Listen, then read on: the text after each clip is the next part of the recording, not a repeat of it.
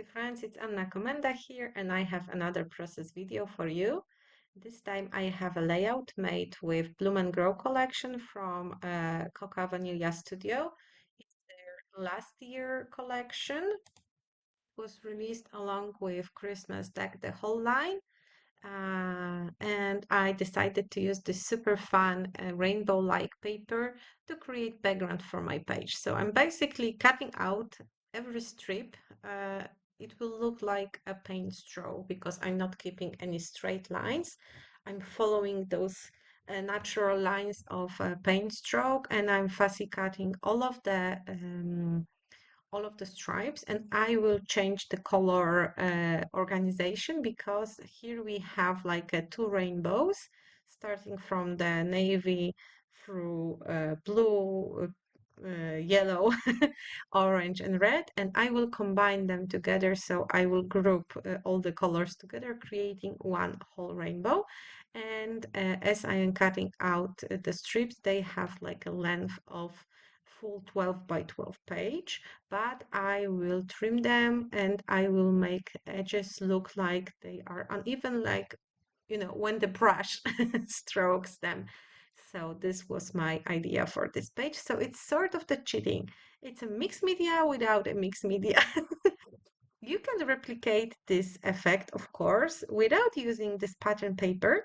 You can use actual watercolor paints to create the same effect. Of course, it will take more time and you will have to have sort of control over the page, so not the page, the paints.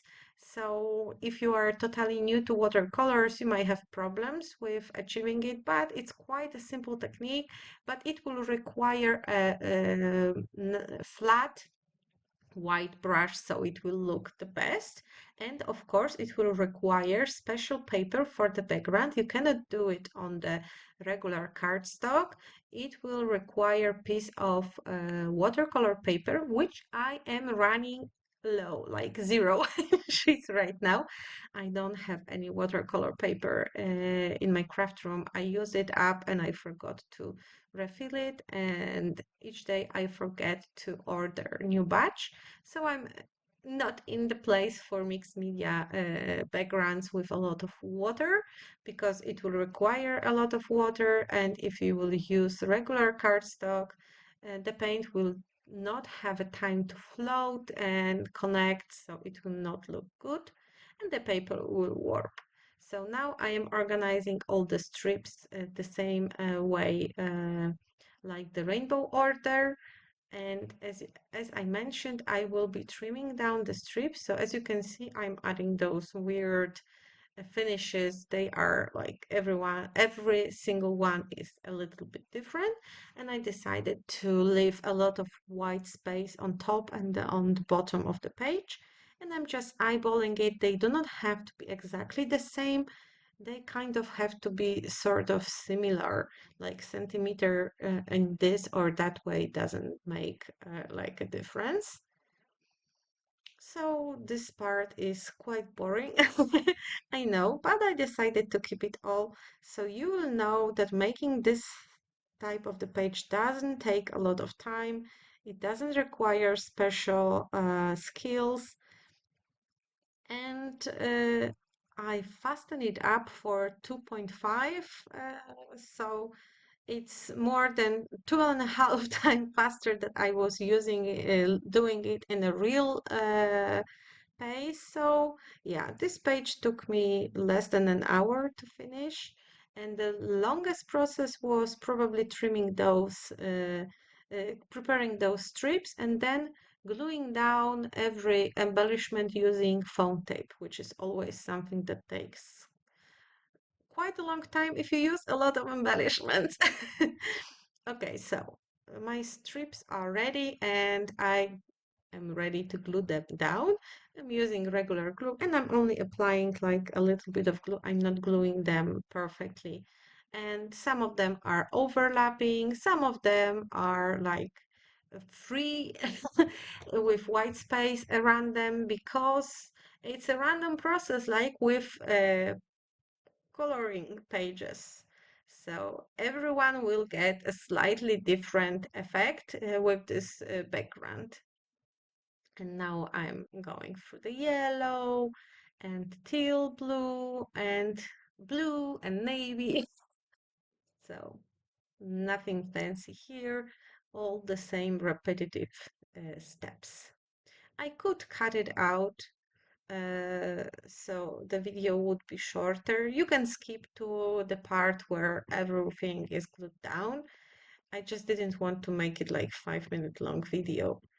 Sometimes I have more to say and I'm lacking of a time to say everything that I want and I need to be in a hurry. Okay, so background is done. I have a picture of my girls surrounded by flowers, sitting on a floral kind of a fairy bench in Efteling Park in Netherlands. So I'm just gluing it down with a layer of cardboard. You can use 3D foam, whatever you like to use. And now it's time to pick embellishments, which is always the favorite part of mine. And I'm using ephemera pieces, but also those floral ephemera pieces from Bloom and Grow collection. And as you can see, nothing is glued down yet when it comes to picture and embellishments. And I'm just going through everything and I'm working with a color on color technique. So I will put blue flowers on the blue strikes. I will put yellow on the yellow and so on. This way, composition will be more cohesive. And I'm also grouping different shapes of flowers with leaves to kind of make this composition more, I'm looking for a word, more colorful, more unique. So, it's not repetitive and I have flowers, flower buds here and there. So I'm just gluing everything down in the color on color order. Well, not gluing everything down until I'm happy with how it looks.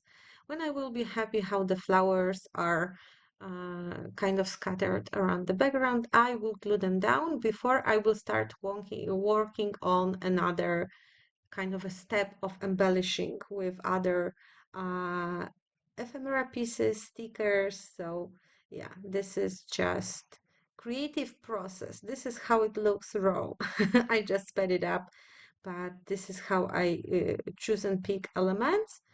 And after, again, I will be happy with how it all looks. I think I did it off camera. So you will not see me gluing everything down, which is boring, of course. So again, as you can see, I'm going through embellishments and I am still trying to work color on color. So I have this watering can and it's blue, so it goes in the blue section. I have few birds. One is a coral and pink colors, so it will go on the reds. And green is like off charts because I didn't have green. Green is like neutral when it comes to flowers, so you can place it all over. And now it's time to glue everything down before I will add even more embellishments like stickers and so on. I will also glue down the picture, and for some flowers I will glue them flat to the background. Some will get one layer of foam adhesive for more dimension. If you like your projects flat, you can skip the foam, you can skip the cardboard, you can just glue everything flat. Okay, so everything is glued down and now it's time for the title. I chose this So Sweet title from the cardboard titles from Bloom and Grow collection, but there is an important thing you have to remember.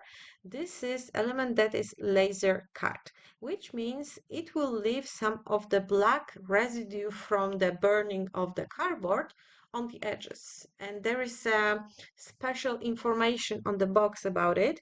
So be careful. It can make your fingers dirty and you can transfer this ash onto your page. So just be advised to check your fingers and, clean them if they are dirty. This is just how it looks when you work with lasers and cardboard. It's nothing extraordinary. All of the products manufactured this way will have this black residue. You just have to be careful not to transfer it on the white background. And I am finishing everything with little hearts. They are also from ephemera pack. And I will add even smaller hearts from this super cute puffy sticker sheet. This is my favorite product though. I just love those tiny elements. And I'm placing them color on color, of course, too. So it will add some extra color spots and texture to the page. And my layout is ready. Yeah. I had so much fun creating the page, and I love how it turns out that I turned one of the papers into new pattern, kind of a new, but not new. Very simple, very clean, yet has this messy, artsy look. Here are a few pictures of the finished page. And I would also love if you could subscribe to my channel. It would mean a lot to me. Press the bell button so you will never miss any new videos. And if you are looking for some other inspiration, check other videos on my YouTube channel. And that's it for today. Thank you so much for staying with me and see you soon. Bye.